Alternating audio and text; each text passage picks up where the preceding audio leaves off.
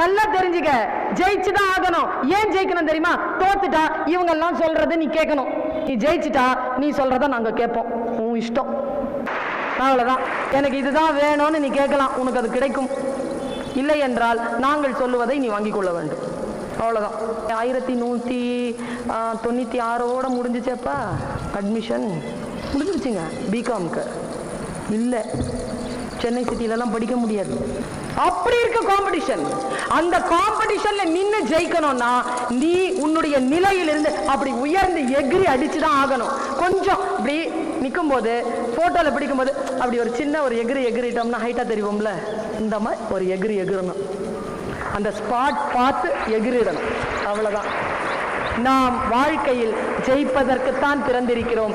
வாய்ப்புகள் நிறைய இருக்கின்றன. இவ்வளவு ஆசீர்வாதமான சூழலோடு உட்கார்ந்து இருக்கிறீர்கள்.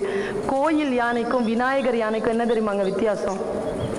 கோயில் யானை பிச்சை எடுக்குதுங்க, விநாயகர் யானை பிச்சை போடுதுங்க.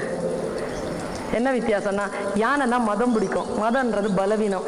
பலவீனத்தை அடக்கக்கூடிய ஆயுதத்தை அது பாகன் கையில கொடுத்துருக்கு, பிச்சை எடுக்குது. விநாயகர் யானையை போய் பாருங்க, அது தன் பலவீனத்தை அடக்கக்கூடிய ஆயுதத்தை தன் கையிலேயே கொண்டிருக்கிறது. எவன் ஒருவன் தன் பலவீனத்தை அடக்கக்கூடிய ஆயுதத்தை அடுத்தவர்கள் கையில் கொடுப்பானோ அவன் பிச்சை எடுப்பான். எவன் ஒருவன் தன் பலவீனத்தை அடக்கக்கூடிய ஆயுதத்தை தன் கையிலேயே கொண்டிருப்பானோ அவன் அடுத்தவர்களுக்கு பிச்சை போடுவான். இவ்வளவுதான். அடுத்தவர்கள் வந்து வழிகாட்ட வேண்டும், அடுத்தவர்கள் உன்னை சரி செய்ய வேண்டும். அடுத்தவர்கள் இல்லை என்றால் நீ பேசிக் கொண்டிருப்பாய், அடுத்தவர்கள் இல்லை என்றால் நீ காப்பீடிப்பாய் என்றால் நீ கோயில் யானை. யார் இருந்தாலும் யார் இல்லை என்றாலும் என் ஒழுக்கத்தில் என் வாழ்க்கை நான் முன்னேற வேண்டும், அவ்வளவுதான். 23 வயசுல யாரும் பக்கத்துல நிக்க மாட்டாங்க, நீ தனியா நிப்ப. அந்த நேரத்தில் உன் கூட வருவது உன்னுடைய மார்க் ஷீட். அந்த நேரத்தில் உன் கூட வருவது இந்த ஸ்கூல்ல கொடுக்கிற கண்டக்ட் சர்டிபிகேட். இவ்வளவுதான். இந்த விஷயங்களை ஈல்டு பண்றதுக்கான, அறுவடை பண்றதுக்கான நேரத்தை பயன்படுத்திக்கொள். உன் டைரியில் இன்று இரவு போய் எழுதி வைத்துக்கொள். 17 வயது முதல் 25 வயது வரை ஒருவன் ஒருத்தி எதை செய்வானோ வாழ்க்கை முழுவதும் அதைத்தான் செய்வார்கள். You decide. புத்தன் சொல்லுவதை போல், நான் புத்தன் என்றால் நான் புத்தன், நான் நாய்தான் என்றால் நான் நாய்தான். நீ யார் என்பதனை நீ முடிவு செய்.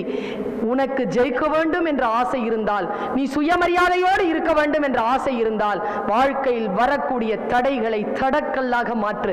யாரோ ஒருவர் பேசினார்கள், செதுக்கினா பாறைக்கு வலிக்கும், வலியை தாங்கும் பாறை சிலையாகிறது. வலிக்கிறதே என்று பட்டு தெரிக்கிற கல் படிக்கல்லாகிறது. நீ என்ன செய்? உன்னை செதுக்குகின்ற உளியை தாங்கு. நீ சிலையாக வர வேண்டும்.